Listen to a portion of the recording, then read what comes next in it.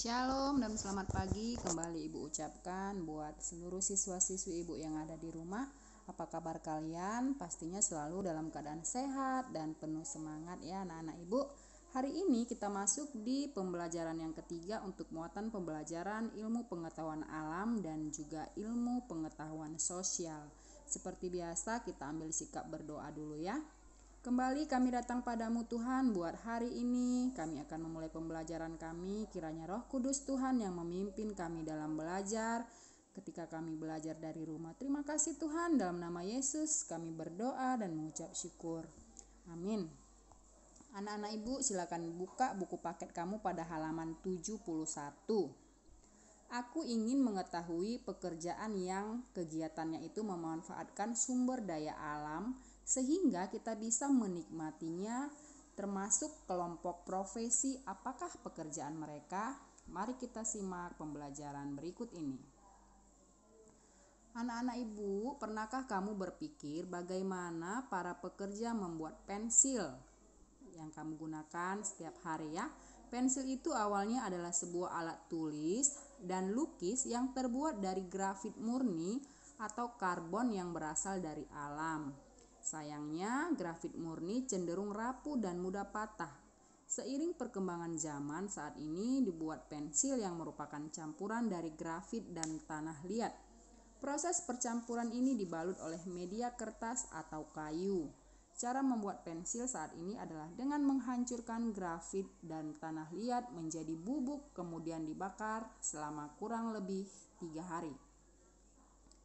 Setelah itu, pensil ini dibentuk panjang dan tipis serta dibungkus kayu.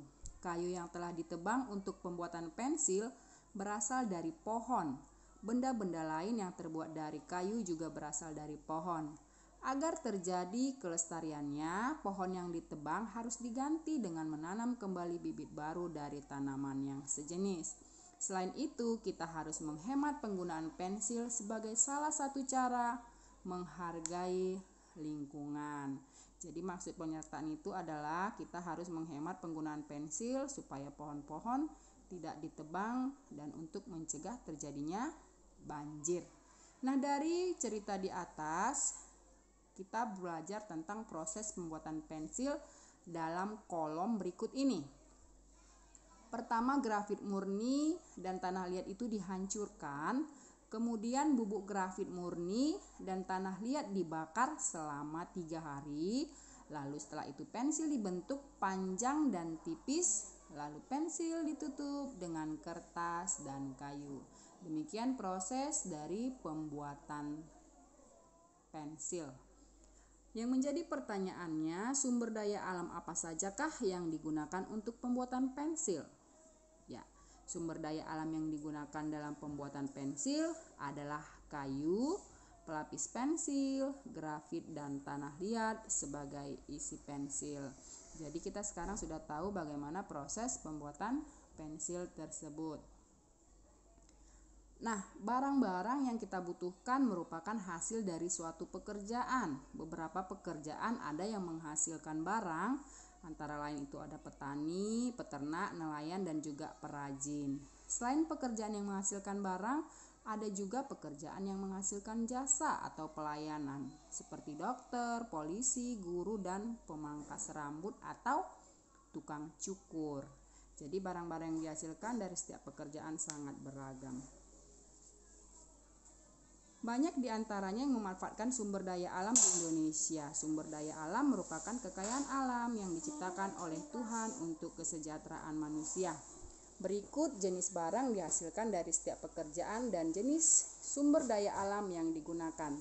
Contohnya, pekerjaannya ini adalah tukang kayu. Barang yang dihasilkan itu adalah meja, kursi, perabot rumah, dan lainnya. Jadi bahan asal benda itu kayu. Sumber daya alam yang digunakan yaitu sumber daya alam yang dapat diperbaharui. Yang kedua, pemerah susu. Jadi barang yang dihasilkan itu adalah susu.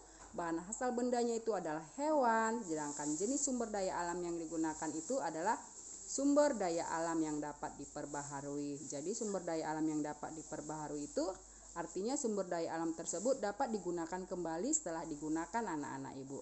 Sedangkan sumber daya alam yang tidak diperbaharui itu akan habis, seperti minyak bumi, emas, timah, tembaga, dan lain-lain. Masih ingat ya pada pembelajaran selanjutnya? Nah, ini ada ibu jawab 2. Tugas kamu nanti cuma mengerjakan 3 lagi pada halaman 73 untuk muatan pelajaran IPA. Oke anak-anak ibu, demikian materi kita hari ini. Tetap semangat dalam belajar. Selamat pagi, Tuhan Yesus memberkati. Shalom.